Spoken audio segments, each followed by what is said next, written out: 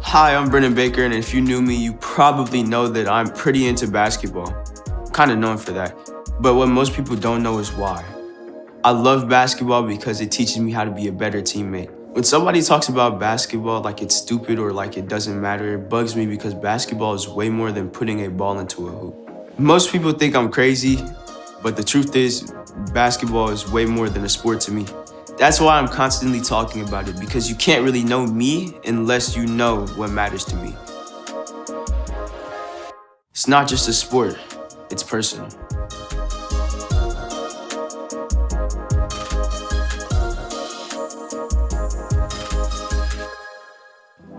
Have you ever been in a situation where you found out your friend was not really your friend after all? Maybe you were put in an awkward situation where they forgot your name, ignored you, or they asked the person that you liked out on a date. Relationships should never be fake. They shouldn't be shallow, and they shouldn't make you feel like you could spend a huge amount of time with someone just to be easily forgotten.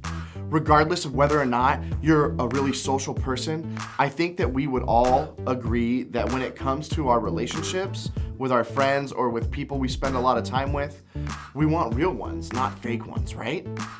I don't want fake friends for sure. Friends who feel like they have to pretend when they're around me, who act like they don't care as much as they act like they do, or don't even really know me. Whether it's the people you hang out with from the band, your teammates, the people you have in a group chat, we all want more than that. In a word, we want our relationships to be personal. There is a cheat code, by the way, or a shortcut to figuring out if a relationship is personal. It's easy. You know how I know if somebody's not personal with me? They call me some generic nickname, like Buddy or Chief, or say, "Hey yo, guy." You've probably experienced this kind of fakeness from somebody that acts like they care about you and acts like they're your friend, and they keep referring to you as guy or buddy or something other than your actual name.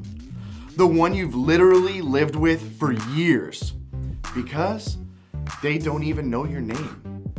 And people knowing names matters, right?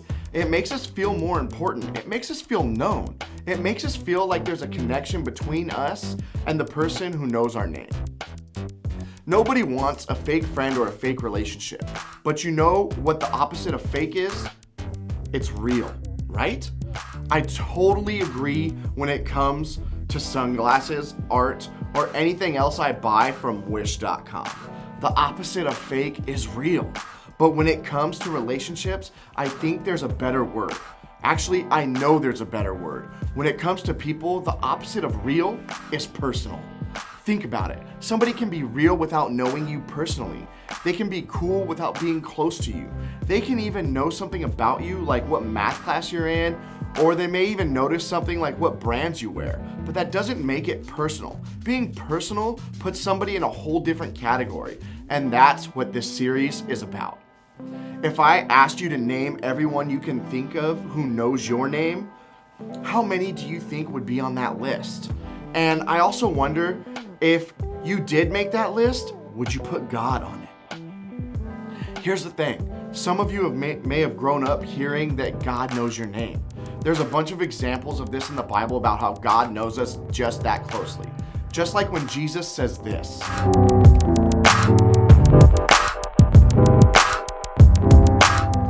Seriously, that is getting pretty personal. While we all might think it's a little strange to know how many hairs are on someone's head, some of us struggle with the idea about God really knowing us. Maybe you feel like God does really know you, or maybe he just acts like he does, or acts like a football coach that just calls and says, "Hey buddy," for 4 straight years. But there can be a lot of reasons why you feel that way about God. You might feel like he doesn't seem personal because I can't see God and I can't hear him talk back when I do try to pray. Or maybe you don't really know much about God or even care much about God. So it feels strange to think that he would know your name or care about you. Maybe you've met some Christians who don't seem to care about getting to know you, so why would God? And here's why I think that. Fakeness is literally the opposite of how Jesus lived. He got personal with basically everyone he ever met. He knew their name and their story. One of those people that Jesus interacted with that helps me believe that God is a personal God who knows our name is a guy named Zacchaeus. Now, we'll be talking about Zacchaeus for the next few weeks. So to give us a head start, Zacchaeus was a tax collector, which might not seem like a big deal in our culture today, but back then, tax collectors were basically considered scammers and traitors. First off, Zacchaeus was a Jewish guy working for the Roman Empire, an entire nation that basically bullied the Jewish people. And if that's not bad enough, tax collectors weren't exactly stand-up dudes. They would always collect more than they were supposed to and pocket the rest. A tax collector was kind of like the guy that steals money that you're collecting for a school fundraiser so he can buy more energy drinks. And this guy was a chief tax collector. Not good. The worst of the worst. So at this point in Jesus' life, he had gone from being a casual carpenter's son to being a big deal. He was known for all these miracles he had performed and powerful messages that he had given. By this point, basically everywhere he went, crowds would gather and try to get a glimpse of this Rabbi Jesus who was healing people. That's what happened when he was passing through the town of Jericho on his way to Jerusalem and met this guy named Zacchaeus. Here's how the interaction is recorded by Luke, a guy who interviewed real people who witnessed Jesus' life and ministry.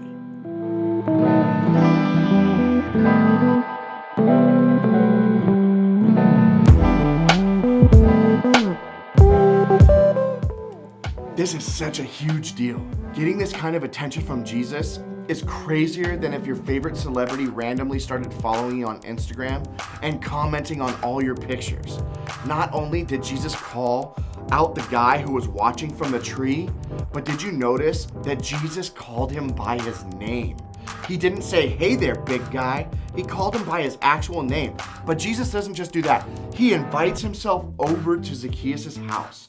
Everyone else knows how much of an honor this was, and look at how they respond.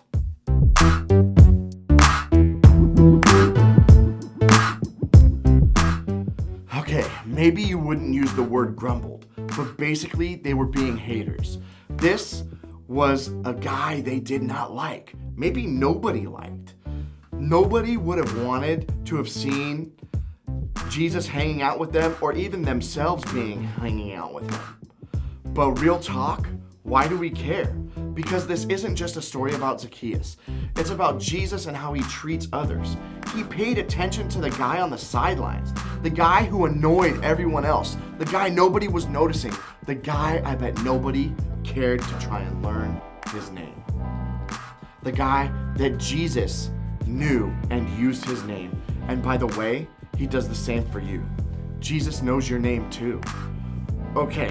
All of this might feel a little ridiculous to you. Maybe the whole idea of faith feels a little crazy, a little far-fetched, and that's okay. Like Zacchaeus, the best thing for some of us to do this week is to find a way to see ourselves what Jesus is like. Zacchaeus probably had no intention of totally changing his life when he first got up on top of that tree, but he was taking the first step towards Jesus for himself. No matter what you think about God or Christians, I want you to know this.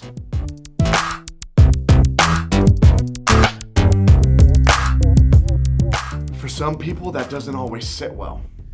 You might have questions about that. You might have doubts about that, and that's okay.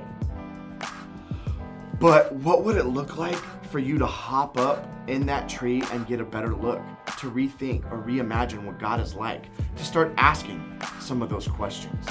Maybe those questions might sound like, what is God really like? What does God say about me? What does God say about the people around me? Basically, Jesus changed the way everybody thought about God. There's just something that happens when we recognize that this God of the universe is a personal God. It changed Zacchaeus' life. It's already changed the lives of so many others. And it doesn't stop there. We've talked about how powerful it is to be known personally by God, that he knows your name, that he knows you, that he cares about you. But if that's true for you, that's also true for the person next to you, and your siblings, and your parents, and that kid at school you avoid, or that teacher that you can't stand. Here's what I'm getting at. A relationship with Jesus is always personal. It's personal for you, it's personal for me. So let me ask you, how can we make it personal for others? Your piano teacher, your lacrosse coach, the person you know in science class, the girl who somehow always ends up in your group projects, the guy who gets on your nerves, your best friends, your little brother's best friends, the guy who maybe forgot your name that one time. They all matter, just like you and me. And here's why this is a big deal. The people around you may not know God or care about Him personally until you care about them personally. The best way to do this may be to start with some of the easiest steps you've ever heard. Learn their names.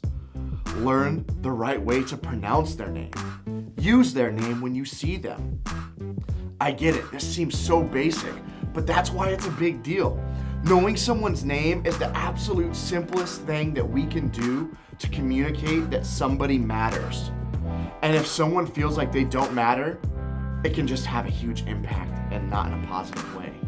So, an easy way to do this with people younger than you, think about a couple years ago. What if someone was an upperclassman who generally took interest in you and your life? How would that have made you feel? Upperclassmen, do that for some freshmen and sophomores.